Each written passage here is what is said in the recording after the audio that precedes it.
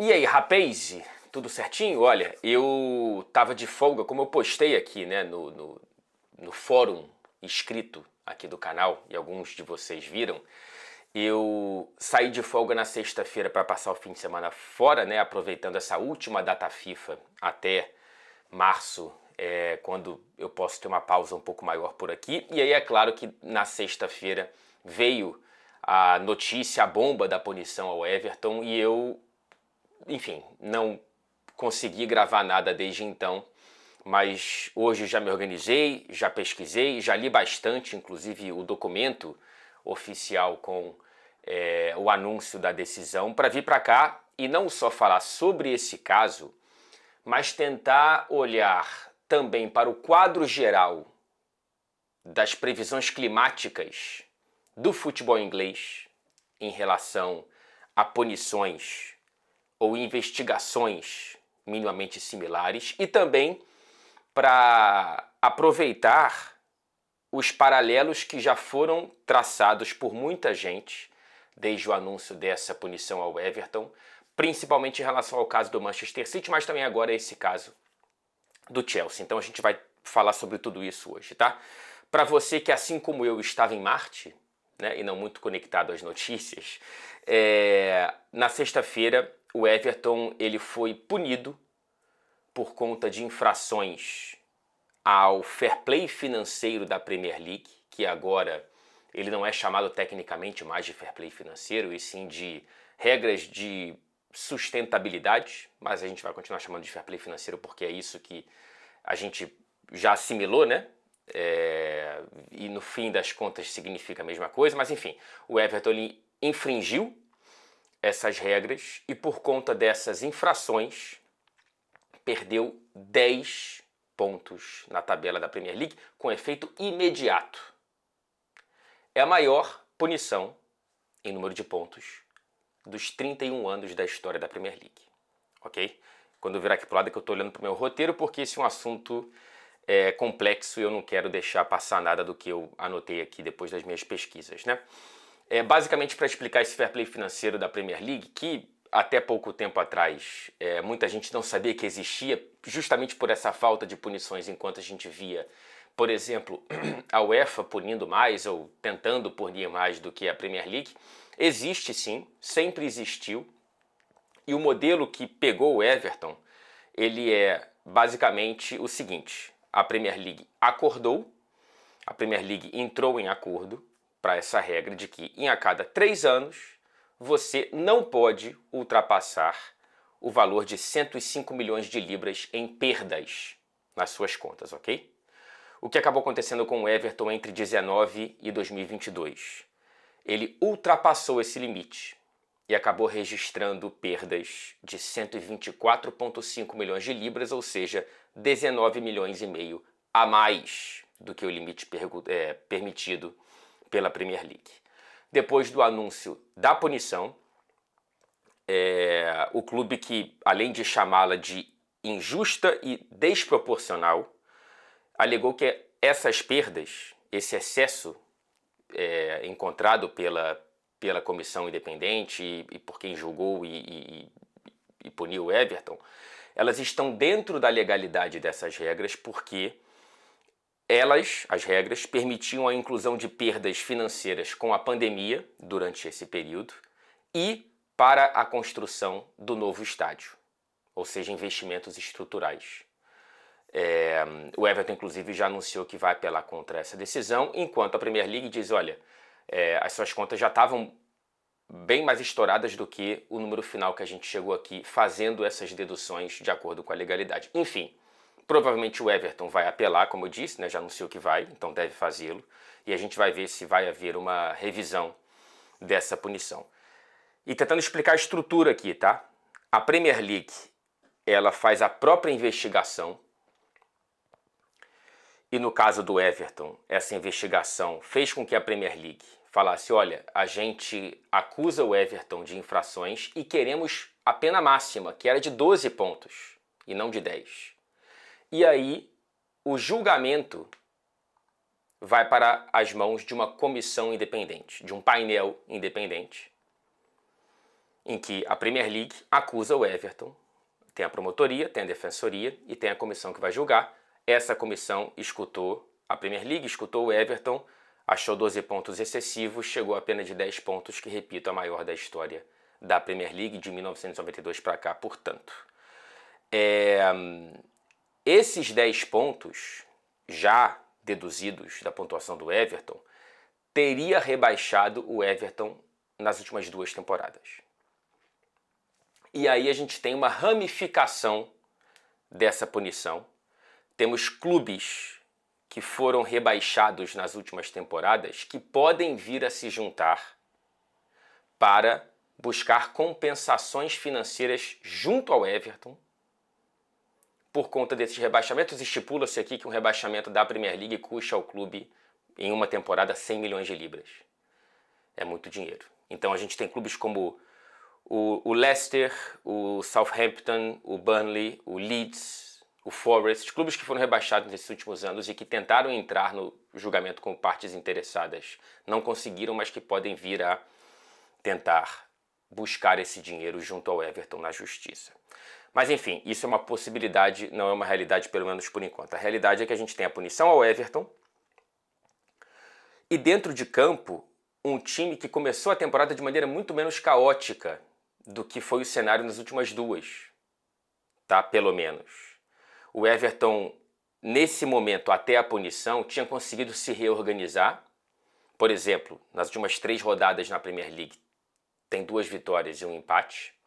Já estava com uma gordura fora da zona de rebaixamento, inclusive no vídeo passado, analisando a rodada, eu falo sobre essa gordura sendo importante para a possível punição que veio mais rapidamente do que eu esperava. E mesmo com... em paralelo, a Premier League está nas quartas de final da Copa da Liga Inglesa, inclusive. Então, assim, dentro de campo, tudo parecia estar indo bem com o Shandite. Mas aí veio essa punição. A tabela está dessa maneira agora. O Everton ele caiu 5 posições, caiu da 14ª para a 19ª posição. Portanto, está na penúltima colocação da tabela, empatado em número de pontos com o Burnley. Para a sorte do Everton, na minha opinião, e aí é projeção opinativa, há clubes piores. Há times piores, melhor falando, do que o Everton nessa temporada. E eu falo de maneira nominal e dá para ver pelos resultados, a não ser que algo mude muito drasticamente. Luton Town, Sheffield United e Burnley, não por acaso o trio que veio da Championship, parece um trio muito atrás, até mesmo do que o próprio Everton. Então, acho que mesmo com essa punição, e até pela capacidade da punição criar um novo humor dentro do Everton, de nós contra eles, agora somos nós contra essa liga, somos nós, enfim, isso tudo que, esse tribalismo que o futebol proporciona, de várias maneiras, e essa é uma delas, pode fazer com que o Everton, inclusive, tenha uma campanha melhor do que sem a punição. Isso não é para dizer que a punição está correta, ou enfim, né? Estou dizendo que é uma ramificação possível dessa punição. Inclusive há protestos, acho que a torcida do Everton já conseguiu juntar mais de 30 mil libras para organizar um protesto para essa rodada já nesse domingo contra o Manchester United. Um jogo grande com transmissão para o Reino Unido da Sky Sports, então a gente vai ter a torcida do Everton muito vocal contra essas punições, essa punição, e aí a gente... Enfim, acho que tudo isso pode fazer com que, por conta de uma maior união e por conta uma maior união de um clube que já estava mostrando melhoras dentro de campo e tendo uma competitividade mais baixa contra o rebaixamento do que nos últimos anos, acho que isso não vai trazer um rebaixamento para o Everton. O primeiro, inclusive, na história do clube dentro da Premier League. Mas, enfim, para além disso, fora de campo, essa punição chega como quase um aviso muito pouco surpreendente. É quase como se o planeta falasse, caramba, é óbvio, né, que isso ia acontecer em algum momento. Porque, concordando ou não com a punição, achando ela proporcional ou desproporcional, a gestão do Moshiri, do Farhad Moshiri, ela é marcada pela irresponsabilidade financeira. Ponto. O torcedor do Everton, machucado nesse momento, ele vai concordar. A gestão Moshiri é uma gestão horrorosa para a história do Everton. Ah, tá entregando um estádio. Ok, a que custo? Não só literal, né? É um estádio que, enfim, ele vem num clube que já estava dando sinais de uma gestão irresponsável e que, aí por um azar do destino, ele entra junto com a crise econômica europeia e britânica e inglesa. Os custos, né, dessa construção foram às alturas e vai sair muito mais caro do que pensava-se, também por conta da instabilidade econômica, né, por questões políticas, econômicas e tal. Era uma gestão que se escorava muito no apoio de patrocínios que vinham juntos com o Alisher Usmanov, que saiu do clube na mesma época que o Abramovich saiu do Chelsea, porque são pessoas ligadas ao governo do Putin, e enfim, com a invasão russa à Ucrânia, saíram e retiraram os próprios negócios, inclusive do futebol inglês. Então, enfim, por conta disso o Everton se enrolou também. Então a gestão Moshiri, para além de tudo isso, também é uma que gastou milhões e milhões e milhões à torta direita no mercado de transferências para chegar a um elenco que no máximo é mediano, no máximo é medíocre, atualmente, né? Então, assim, é uma gestão muito, muito, muito complicada.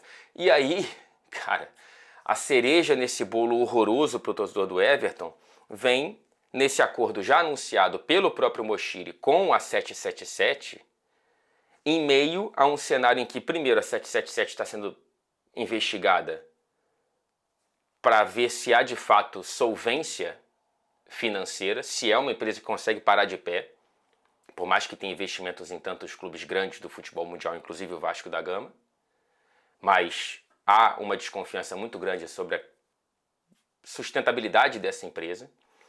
E segundo, que se o pior acontecer e o Everton for rebaixado, toda uma negociação, não só com a 777, mas com qualquer outro possível investidor, vai para outro patamar, né?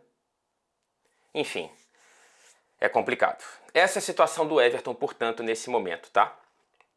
Qual é o olhar mais geral que eu quero trazer aqui? E aí são alguns pontos para a gente trazer.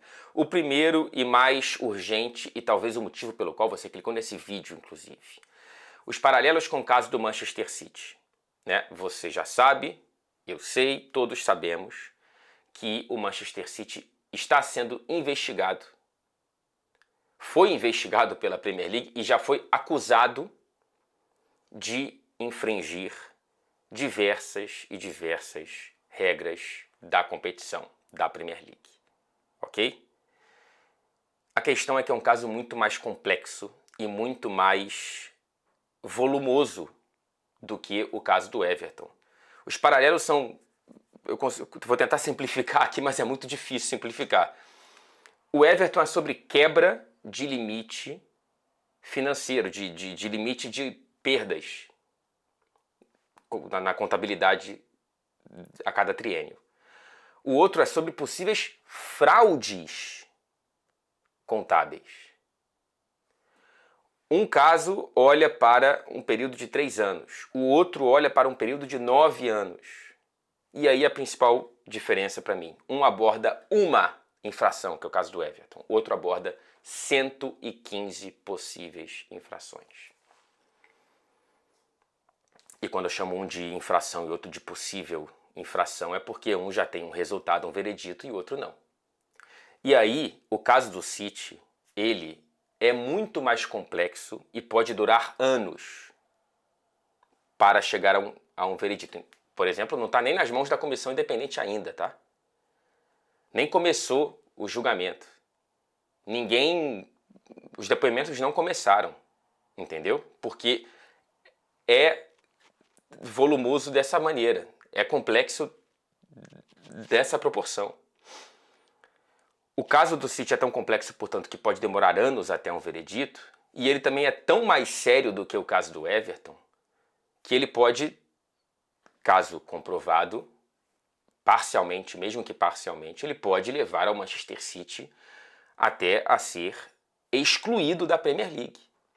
E sem obrigação da EFL né, da Liga de Futebol Inglesa, que administra as outras divisões abaixo do futebol profissional britânico, de aceitar o Manchester City, de deixar o Manchester City num limbo existencial. Né, pode vir a ser rebaixado, pode ganhar uma pena de 100 pontos, sei lá, sabe? Então, assim, o caso do City ele é muito mais sério do que o caso do Everton, muito mais sério. E muito mais complexo, mais volumoso. Por isso que as velocidades são completamente diferentes e há um certo sensacionalismo na comparação tão rápida. Ou inocência. Pô, mas como é que o City não foi já julgado? Por isso. Porque é muito mais sério. Né? E muito mais complexo, muito, enfim. Essa é a comparação que dá para fazer com o caso do City nesse momento. O caso do Chelsea. O que vem à tona nesse momento, dessas últimas semanas? Documentos vazados por certos grupos de jornalistas, de veículos de jornalismo aqui na Europa, principalmente na Alemanha, mostrando que, supostamente, a gestão Abramovich ela fez diversos pagamentos paralelos e, portanto, não declarados. Pagamentos de diversas ordens, de diversas naturezas para supostamente beneficiar o Chelsea. No começo do ano, a nova gestão, a do Bowley, ela, por vontade própria, avisou Premier League, Federação Inglesa e UEFA. Olha só, encontramos um vácuo de informações financeiras na gestão anterior, entre os anos de 2012 e 2019, tá? Então, ó, isso não tem nada a ver com a gente, mas isso aqui existe. É isso que a gente encontrou no clube. Essas organizações receberam, a UEFA já decidiu multar e já multou o Chelsea em 10 milhões de libras por conta dessas informações não declaradas, enquanto a Premier League e a Federação Inglesa ainda não tomaram nenhuma decisão e estão investigando o Chelsea desde então, pelo menos. E agora surgem esses novos documentos, né? Cara, o Chelsea ele pode pode vir a ser colocado numa situação muito complicada, caso tudo isso venha a ser comprovado, né? Caso a Premier League abra um processo e, enfim, a gente chegue nessa estrada similar aí em termos estruturais, claro, às estradas do Everton e do Manchester City, porque aí você tem possíveis quebras do fair play financeiro, possíveis fraudes, possíveis... não declarar pode ser visto como fraude, né, fiscal. Não sei, né? Evidentemente não tem acesso ao que a Premier League e a Federação estão investigando. Mas, enfim, é um caso que pode vir a trazer problemas para o Chelsea lá na frente. Também aqui é uma escala grande, hein? Se for de 12 a 19, estamos falando de 7 anos. Enfim, aparentemente mais complexo do que o caso do Everton, portanto, também. Outra perspectiva um pouco mais geral. Tá acabando o vídeo, prometo. Existe hoje um clima ácido dentro da Premier League. Quando a gente fala Premier League, gente, não esqueçamos, a Premier League são os clubes, ok? Os 20 componentes formam a Premier League, que se reúnem e em certas decisões, 2/3 fazem a maioria. Então há ali uma gestão dos próprios participantes, né?